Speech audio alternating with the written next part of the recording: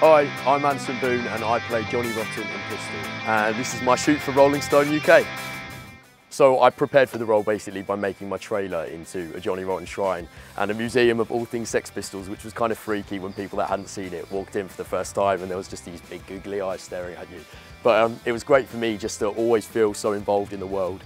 And also music was honestly a biggest part of preparing for the role. And I like to pick a song that kind of matched the mood of the scene, listen to that, get feeling all punky, and then the cameras rolled.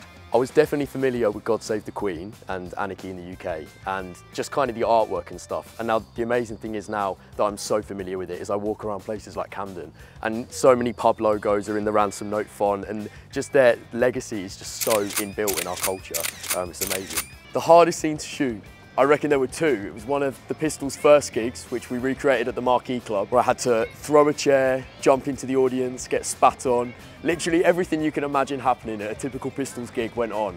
And it was like a 10-minute long take, and I had to do it all. That was pretty nuts. And then we recreated Winterland, the big famous Winterland, Pistols' last gig and their biggest gig. And it was like a 15-minute long take. And I had to do all my own prop resets, check my own costume, hair and makeup, make sure everything was good. And that was intense. It was like an audience of 1,000 people. It was insane.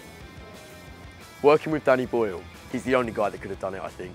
He's just such a genius and such a big fan of the Pistols and especially of John Lydon. So yeah, he really brought it home. How would I describe Johnny Rotten in one word?